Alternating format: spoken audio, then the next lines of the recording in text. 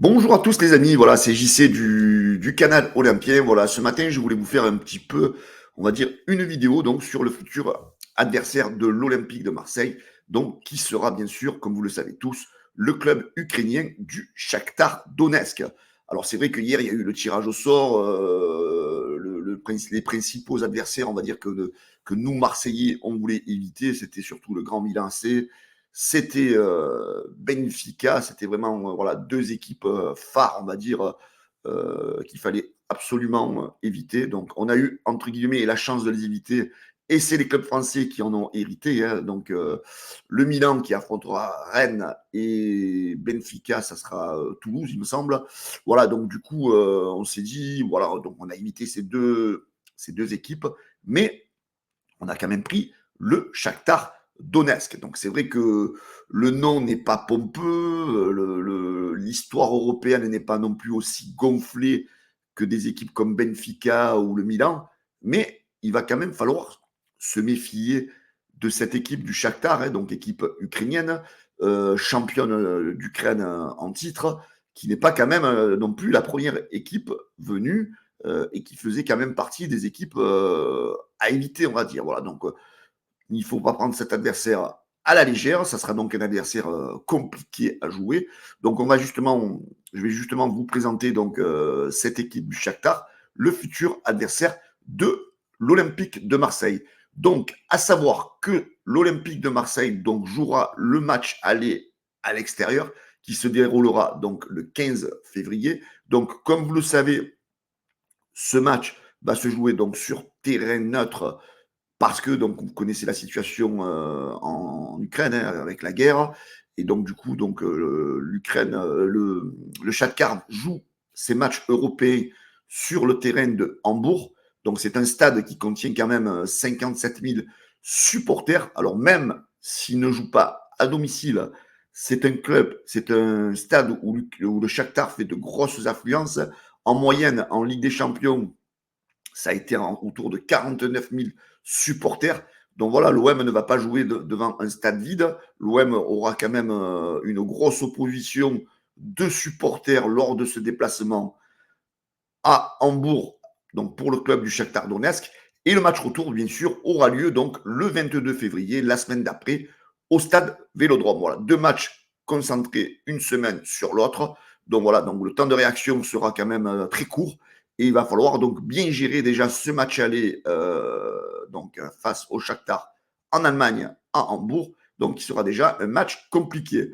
Donc, si on voit un petit peu la campagne en Ligue des Champions de cette équipe du Shakhtar, c'est quand même, ils étaient quand même dans une poule assez relevée, hein, avec Barcelone, avec Porto, Antwerp, donc en moindre mesure, mais on voit quand même que c'est une équipe qui a réalisé un beau parcours, hein, donc qui termine troisième avec 9 points, qui a été à la lutte jusqu'à la fin dans un match assez héroïque face au FC Porto. D'ailleurs, je vais vous un petit peu vous détailler justement tous les matchs du Shakhtar en Ligue des Champions cette saison. Voilà, on pourra dire que le Shakhtar aura perdu, on va dire, sa place en huitième de Ligue des Champions, surtout face à ses confrontations face à Porto. Donc, première journée de Ligue des Champions, vous l'avez en haut à gauche du tableau. Donc, le FC Porto a battu à domicile, donc à l'extérieur, donc le Shakhtar, 1-3. Donc voilà, des premiers matchs, première défaite, on va dire, pour le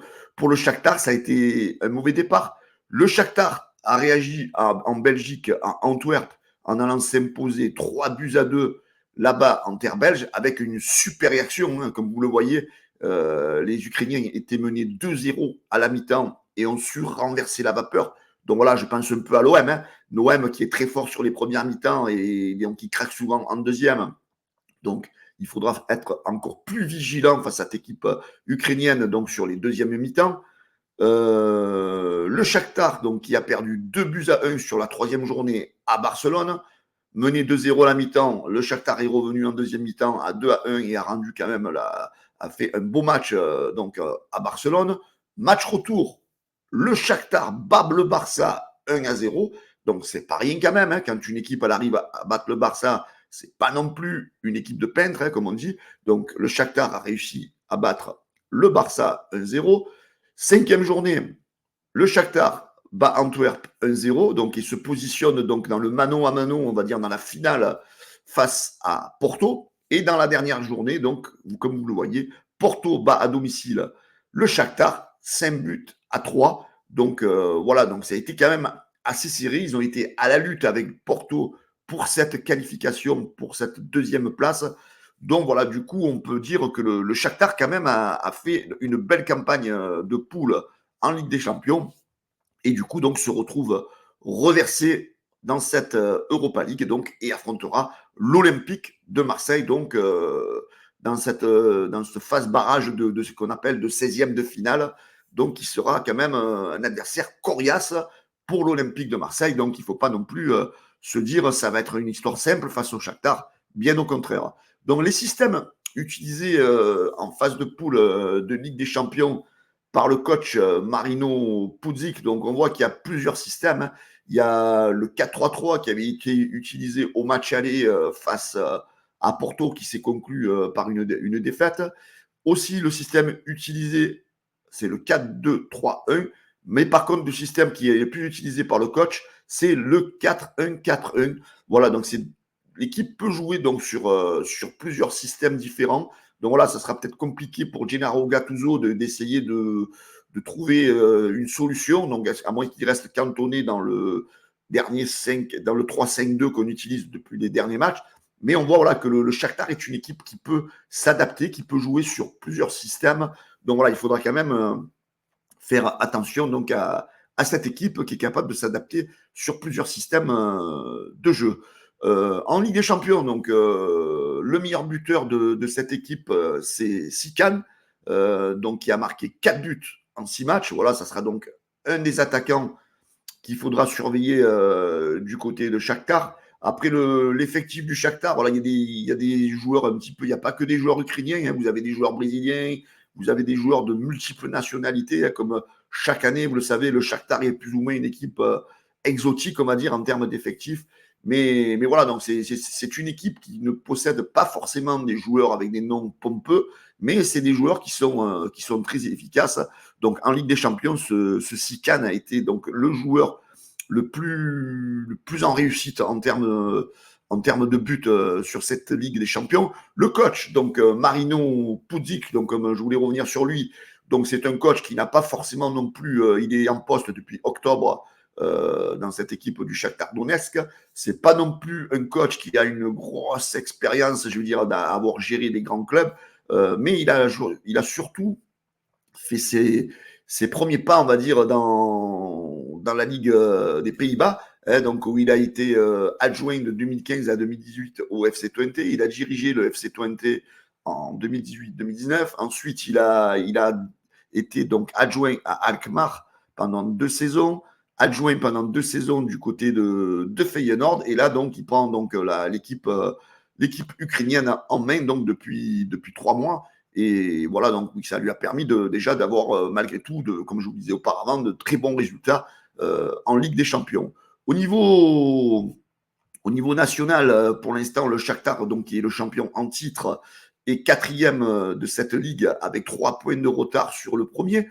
Mais comme vous le voyez, donc, en nombre de matchs, le Shakhtar compte 2 matchs en retard. Donc le Shakhtar, on va dire, est potentiellement leader de son championnat ukrainien. Les 2 meilleurs buteurs dans cette ligue ukrainienne, qu'on appelle la première ligue aussi, hein, donc c'est Alexander Zbuktov, l'attaquant, et le milieu de terrain, Dimitro Kriskiv. Voilà, donc moi les noms, franchement, je pense qu'à vous-même, vous ne connaissez pas ces joueurs.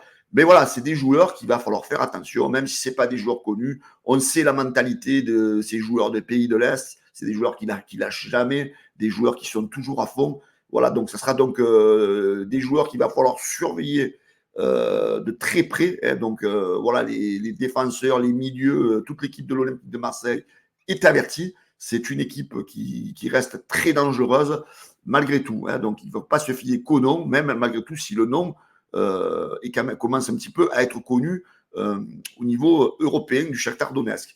Le palmarès de cette équipe, donc au niveau national, donc c'est une équipe qui a gagné 14 titres de championnat en Ukraine, a gagné 13 coupes en Ukraine, 13 Coupes d'Ukraine, a gagné 9 Super Coupes d'Ukraine, 4 Coupes du RSS, une Super Coupe du RSS, et a gagné, bien sûr, la Coupe de l'UEFA. Voilà, donc c'est quand même un titre, une équipe qui a quand même un titre européen. Voilà, c'est une équipe qui commence à être reconnue, puisque c'est une équipe qui va quand même régulièrement en Ligue des Champions. Bon, c'est sûr que c'est une équipe qui est régulièrement reversée en phase de poule d'Europa League. À son actif, un quart de finale face au Barça en 2015 de Ligue des Champions. Voilà, donc c'est une équipe qui est là toutes les années, régulièrement présente dans ces Coupes d'Europe. Et voilà, c'est une équipe qui a l'expérience. Donc voilà, l'OM est averti. Ça sera quand même un match très compliqué. D'ailleurs, l'OM a quand même une dette envers cette équipe du Shakhtar, car l'Olympique de Marseille, les amis, rappelez-vous, a été éliminé en quart de finale de la Coupe de l'UEFA sur la saison 2008-2009 face à cette équipe du Shakhtar Donetsk. Donc, rappelez-vous, ouais, pour les plus anciens, match aller en Ukraine, donc l'OM avait perdu 2-0 au Shakhtar. Match retour, les Ukrainiens étaient venus s'imposer, donc 2-1 du côté de l'OM. Voilà, donc l'Olympique de Marseille a déjà joué ce club en Coupe d'Europe qui nous a éliminés. Donc, il va falloir un petit peu leur rendre le revers de la médaille et prendre notre revanche au mois de février face à cette équipe. Voilà, du côté de l'OM, on est quand même prudent. Hein. Jean-Pierre Papin, hier, a réagi au tirage au sort. Tirage compliqué. On va jouer le champion d'Ukraine qui a une belle expérience européenne, comme je vous disais ultérieurement, donc qui a fait une belle phase de poule dans le groupe du Barça et de Porto. C'est bien pour nous de prendre une équipe solide devant notre public. Ça sera magique. Ça, c'est sûr, on n'a aucun doute. Hein, les Ukrainiens seront bien accueillis au Vélodrome, mais il va falloir d'abord faire un bon résultat du côté de Hambourg, donc le stade provisoire où ils jouent actuellement dû à la guerre. Donc voilà, donc ça sera un match compliqué, les amis. Donc moi, je reste très prudent, très prudent. Il va y avoir